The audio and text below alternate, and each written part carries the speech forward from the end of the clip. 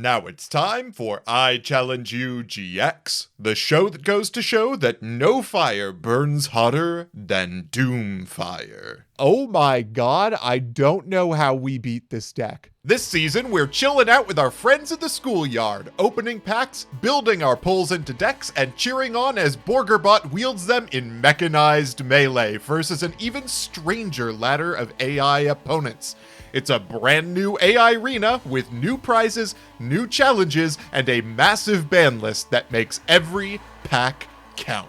So without further ado, get your game on!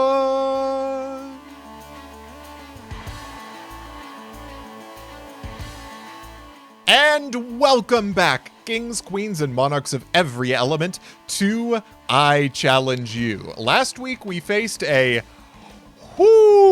spicy opponent. The Armageddon Ignition deck is very tough for us to beat, but we have a blessing today. We have no calamities, and we have two of my favorite sets in GX to open. I can't wait to start this one off. Let's begin with our blessing. All right, we're going to spin.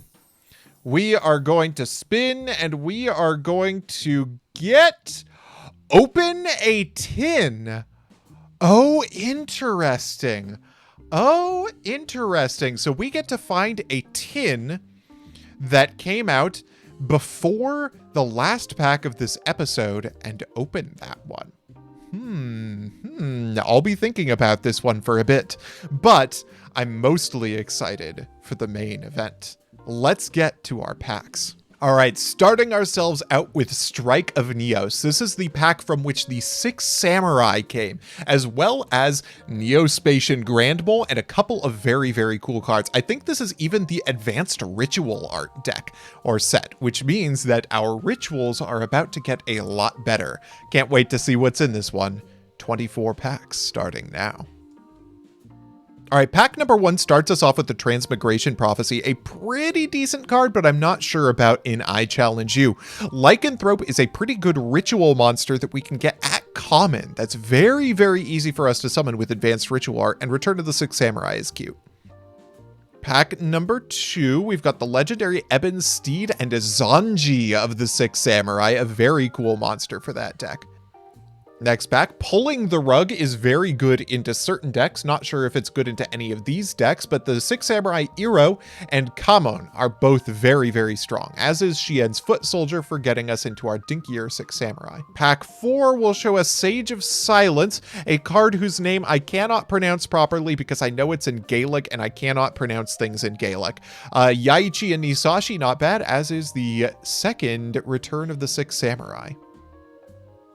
Next pack, we've got a second Lycanthrope. We love to see it. A Swift Samurai Storm and the 6 Samurai Zanji and Yaichi. So that's 2 Zanji, 2 Yaichi, and 3 Return of the Six Samurai. We love to see it. Next pack, there's our first Advanced Ritual Art. We would love to see 3 copies of this card, a 3rd Zanji and a 2nd Foot Soldier and a 3rd Iro, I believe. Very, very strong. Next pack, another Pulling of the Rug is not bad, and we are now officially full up on Iros. We also want to see some Puppet Plants and Electric Viruses. I think this is our 3rd electric virus. Next pack, Eliminating the League is... more Pulling the Rug. Can we get a different rare, please? Oh, Great Shogun Shien. Don't mind if I do. The 6 Samurai Kamon, we've got a 2nd copy of that and a 3rd Yaichi. That is great. And there's our 3rd Lycanthrope as well, which means we have access to 3 copies of a pretty decent ritual monster. There we go. That's one of the rares we're looking for. Frostosaurus, a 1 tribute with 2600 attack, a water monster, and a dinosaur. A great set of stats. We can send this away with Advanced Ritual Art for Lycanthrope or any other level 6 ritual, and then we can summon it back off of things like Soul Resurrection. We love to see it. We're about halfway through. There are some rares that we haven't seen any copies of yet that I would love to, and I do want to see 3 copies of Advanced Ritual Art. Hero Metal is not one of those rares. There's a Grand Mole. That's the rare we're really looking for. It can bounce a monster on the field during the damage step if it battles it. This is going to be really good against basically everything that goddamn Doomfire deck is going to be swinging at us. And we've also got our second advanced ritual art. Would love to see the third. Hey, a Twister. I hadn't even considered that card. Cloak and Dagger is a very fun card, but I don't think the AI can use it. Another Transmigration Prophecy. Excellent. We have about a third of our packs left. I really would like to see that third advanced ritual art to work with. Also, we've been getting very, very few holos. We got Shien. And I think that's it. Huh. There's an Air Hummingbird. Very, very funny. That's an ultimate rare Air Hummingbird. I suppose ask for holos and you shall receive. There's a DD Crow. That's a card we cannot run, but that's a third advanced ritual art. We have 3 advanced ritual arts now. We are in it. There's a Spiral Serpent at ultimate rare. Very funny. Our ultis have been garbanzo. And of course, pulling the rug in our penultimate pack. All right, last pack of Strike of Neos. Can we see a Grand Mole? Can we maybe see a Birthright? I'll take the second Grand Mole. You know what? I'm pretty happy with these pulls. Birthright is a super rare. I would have loved to see. Grandmaster of the Six Samurai would have also been a card I would have liked to have seen. But you know what? We take Neospatian Grand Mole. We take those. And we got 3 advanced ritual art to boot. Our second product for the day is Force of the Breaker. This is the Crystal Beast pack, but it's also got Volcanics in it. Perhaps we can fire back with Volcanics of our own. First back, Warrior of Atlantis is very cool for when I get Legendary Ocean back. This is a card I definitely expect to be playing a role in 5Ds. Crystal Raigeki is great, Volcanic Scattershot is great, and Blaze Accelerate is great. Also, Magna-Slash Dragon. These cards are going to be really interesting for dealing with a couple of decks that may come up in our lineup. We definitely want a couple each of Magna-Slash and Gravi-Crush. Next pack. A Volcanic Shell at rare. Not bad. Volcanic Hammer is an okay Monarch-esque. Next, we have a rare value at ultimate rare, but also a Gravekeeper's Commandant. We've used Necro Valley in the past, and this is definitely a card that makes it all the better. There's another Blaze Accelerator as well, and our first Crystal Beasts, Emerald Tortoise and Amber Mammoth. Not terrible. Another Commandant. I will happily take another Commandant. Archfiend General, very, very interesting. Our Archfiend lineup is kind of bad, though. Unfortunately, without Terror King Archfiend, there's not a lot to be done with that deck. Triggered Summon at rare. Sure. Sky Scourge Invisil. This card cannot be special summoned. If you tribute summon this card by tributing one of the following monsters, this gains the appropriate effect. Light Fairy monster, negate the effects of all spell cards. Fiend type monster, negate the effects of all trap cards. I could see us playing this. There's our first Topaz Tiger, a very good card. And there's our first Harpy Queen. We love to see it. Wildfire is also kind of cool. If you watched last episode, which you should have, then you will know that this card is basically quick play Dark Hole, which is great. There's a second Harpy Queen. We love to see it. A third would be fantastic. Lich Lord, King of the Underworld. What the hell does this even do? If you tribute summon this card, the tribute must be dark. If this card is tributed by a card effect and sent to the graveyard, add this card from your graveyard to your hand. Interesting. Oh, it's a zombie. It can be summoned off a pyramid turtle. I've seen worse. By the way, we have 3 copies of Blaze Accelerator now and 2 copies of Wildfire. Not bad. Ancient City Rainbow Ruins. Excellent. There's Zeradius, Herald of Heaven, another field spell searcher for probably our worst field spell out of the bunch. Gravi-Crush Dragon. This is our first copy of this card. Very, very strong card. This is kind of fun because you can use something like a Banner of Courage to kill a monster on the board, which may be good for us right now. A second Magna-Slash, also pretty cool. A second Warrior of Atlantis. We love to see it. We have about a third of our packs left. I'd love to see a second Harpy or a third Harpy Queen, or maybe, perhaps, a Ryza the Storm Monarch. What am I talking about? Ryza is terrible. There's our third Commandant. We love to see that. With 3 Necrovalley and 3 Commandant, that's a very, very strong lineup. And there's our third Harpy Queen. 3 Harpy Queen and 3 Commandant. Very, very strong. I genuinely don't even know what we're looking for at this point. Ancient City Rainbow Ruins, sure, we'll take it. A second Gravicrush Dragon, also pretty cool. Our 4th Warrior of Atlantis. Our 5th Warrior of Atlantis. And final pack of Force of the Breaker. A Topaz Tiger. You know what? I'll take it. That's it for our main packs. Now it's time for us to find a tin to open. Well, I think there's only really one choice as to tins to go for. I did deliberate a little bit over Shining Flare Wingman. Unfortunately, not a Shining Phoenix Enforcer tin. Shining Flare Wingman would give us one better pack and would give us a Hero Fusion to go into, but unfortunately, I don't think that's quite good enough for this series. I'm gonna take the Cyber Dragon tin. Another copy of Cyber Dragon and a few packs to open. Let's get those packs. Starting off, of course, with the 2 packs of Cybernetic Revolution. We've opened quite a few of this one. TD Trap Hole and a Steamroid, not terrible. And System Down. I'm not sure if we had 3 of those before, but we definitely have 3 of them now. Next pack is Elemental Energy. Maybe we get a Shining Flare Wingman anyway? No, we get a Brow. There's another Rollout. Unions, eh? All right, in chronological order, Shadow of Infinity is next. And it's a malfunction. Unfortunate. Not the rare trap that we wanted. But this final product is the one we're really excited about. If we can get the cover card, then oh boy, are we in shape. Flip it up. It's a Diamond Dude. Okay, I didn't expect much out of these packs anyway, but we got another Cyber Dragon, which just seems to happen to us when we get free promos. I'll take it. We'll put it in the bank. Let's see what we can build to maybe take out the Volcanic deck this week.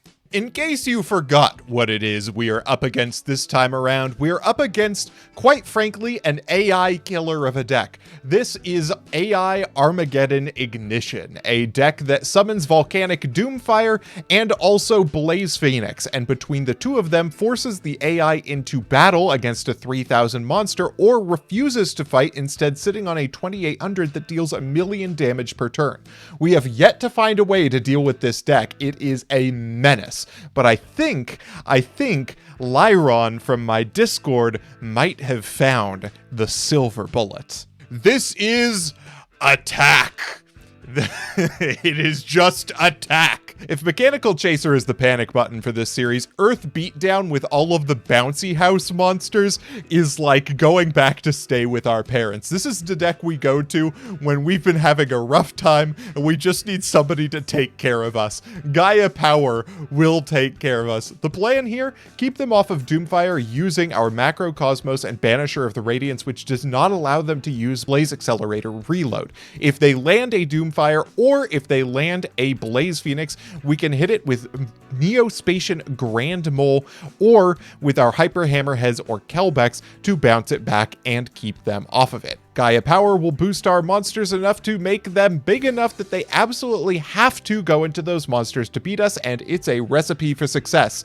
It doesn't seem like there are many decks that could beat the Doomfire deck, but if there is one, this is probably it. Gotta love the believers. I asked chat who can prevent forest fires, and 77% of them said only I can. And 23% nobody said nobody can.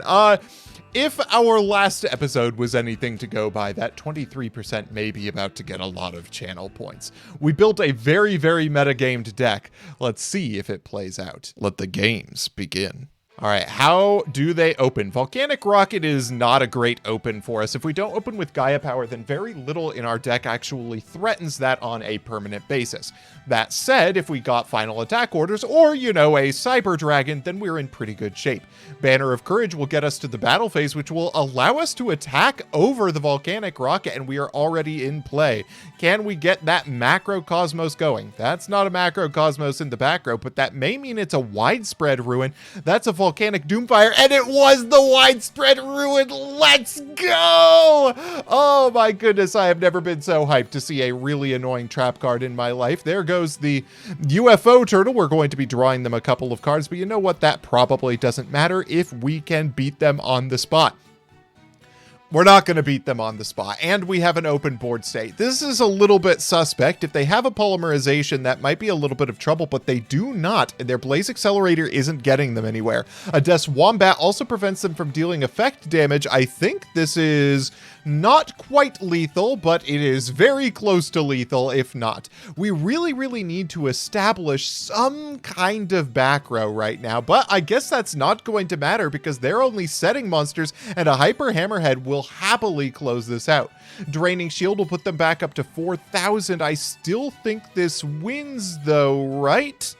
Right? Not quite. Another 600 will have to do. God, I am being so just trolled by this life point counter. We also have a Macro Cosmos now. I think this just wins us the game. I don't really think they have a out to anything. Wait, Blaze Accelerator can still banish even if the monster that there can still... Yeah, even if it can't destroy a monster. That was ridiculous. I got totally distracted by a very silly mechanic that happened, but we did win game one. Very funny. Very well done. I didn't believe in this deck as much as I do now. This deck may really get us across the finish line. Game two. Let's keep it up. Wow, the deck played exactly how it was supposed to that time around. They're going to open with Blaze Phoenix, which is not great unless we opened with Defusion, in which case they get wrecked.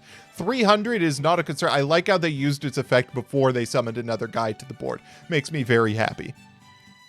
Draw for turn, they go for reload, we go for nothing. That means that we are not in possession of a defusion, but that doesn't matter when we have a 2,900 attack point Chainsaw Insect.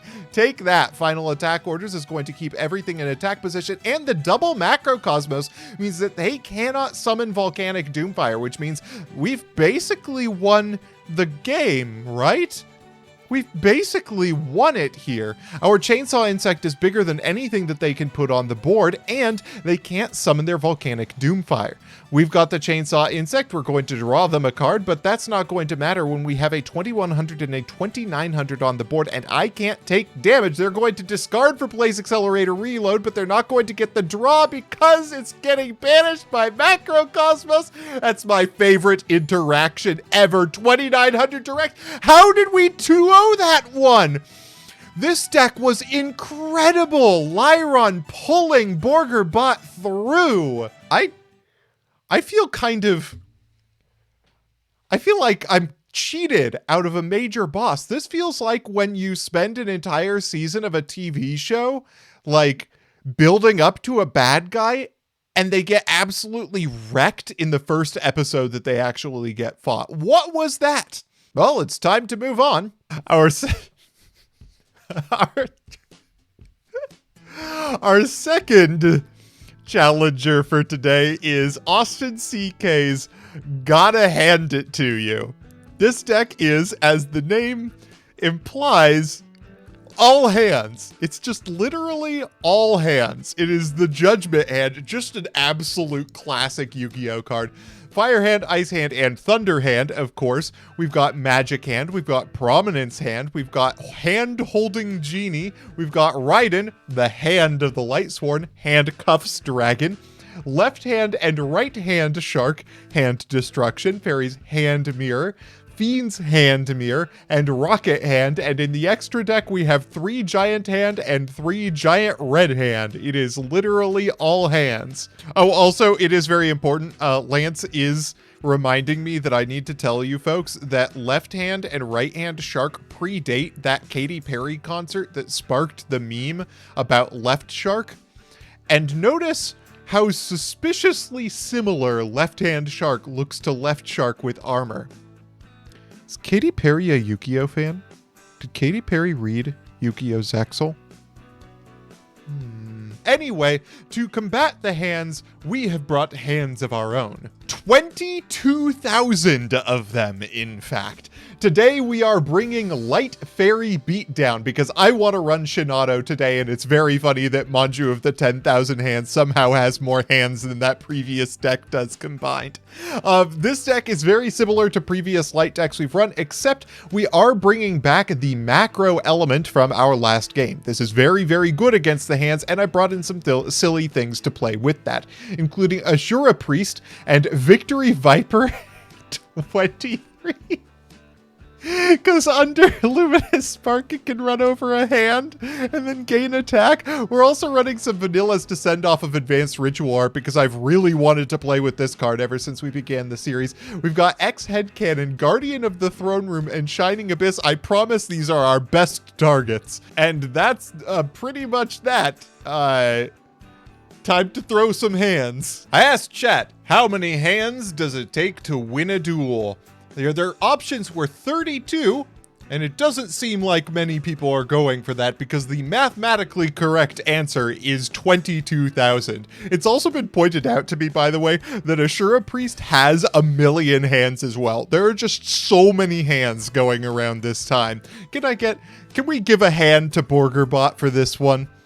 Only after it wins. Let the games begin.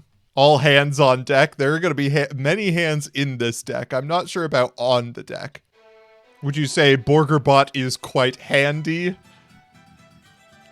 We opened with the hands. We've already got 1,000 hands in rotation. Oh, we have Advanced Ritual Art right off the bat. Shinado, King of a Higher Plane and no back row. Could be a problem. As long as they don't get a fire hand into rotation, we're Gucci. They set a monster. That's... could mean literally anything, actually. We're going to summon the Shining Abyss from hand. Shinado is going to take out the left-hand shark and deal damage. God, I love this card. Senju and Shining Angel will get in. Shining Abyss. Oh, there goes the right-hand shark, but it's going to get hit with the Adhesion Trap Hole. That's one sticky hit. I'm not completing that joke. There goes the other shark.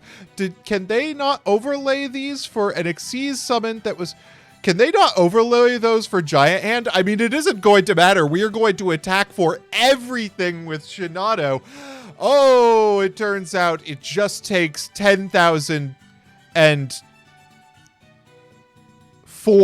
6 hands. 10,006 hands. That's what it took. We handed them that L.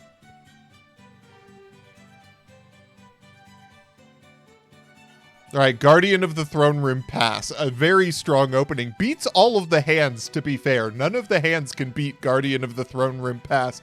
Banisher of the Radiance is even better for this situation. We're going to attack in only 4 hands on the board right now. Oh, more hands. If your cards get banished, it turns out you don't get to draw. Our hands just got devastated. Hand destruction is correct. Why did we shift Banisher of the Radiance to defense position? What was the merit of shifting Banisher of the Radiance to defense position? I'm not going to speculate too much on that because we are now very firmly in control of the game. That being said, drawing a fire or ice hand could turn that around for them, and they didn't. We just need to summon a monster. Will Banner of Courage do it? Banner of Courage does it by exactly 50 points. Who wants to see some more hands? Do we want a game 3? I want to see another ritual monster get summoned today. I wanted to see Advanced Ritual Art resolve. We will see it. More hands, more hands, more hands, more hands. Luminous Spark, Dimensional Fissure, summon a hand. We've got 10,000 of them now. Shinado to the hand. Just passed. That's okay. Our 10,000 hands are currently... Why did we do that? Just gonna banish our guys and not draw any cards. Excellent, because not everything got discarded to the graveyard. We love to see it on hand destruction. We're going to destroy the hand of the Light Sworns too. They're going to set a bunch of... I think Manju DeFi Pass just wins the game. I don't think they can beat Manju DeFi Pass. Oh, we discarded Shinado.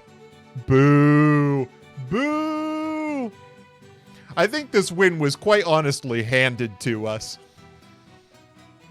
How just 10,000, they're just slapping them over and over. 10,000 hands just destroyed. 5 duels instead of 3. I am not going to subject the audience to a 5th duel of this. Oh my goodness. 22,000 games, 1 for each hand. Best of 30. There's the Thunder Yon Yon. Finally, we can start winning the game properly. Okay, we can make this misery end. A duel for every finger. I don't know how many, or somebody do the math. How many fingers are in this? We need a game theory. Pat, get on it. How many fingers are in this duel? We're going to attack directly, and then we're just going to end this misery. Hand fight is over. And Borgerbot, I've already made so many hand jokes. Borgerbot,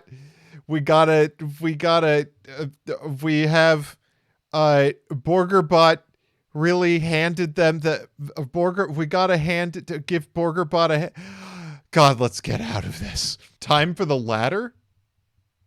That's a good point, Austin CK. I do think Borgerbot deserves a shot at the ladder today. Let's do it. You know, the Witchcrafter spell traps can't go to the graveyard under Macrocosmos.